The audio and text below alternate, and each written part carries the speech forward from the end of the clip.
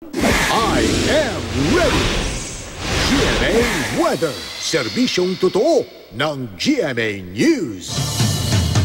Nawala ng low pressure area na nagpaulan nitong weekend sa Luzon. Muli namang lumakas ang hanging amihan kaya hindi pa rin opisyal na nagsisimula ang tag-init. Dahil sa amihan, asahan ng ulan sa Bicol Region bukas ng umaga habang ang Northern at Central Luzon naman ang uulanin sa hapon. Sa Metro Manila, mababa ang tsansa ng ulan sa susunod na 3 araw.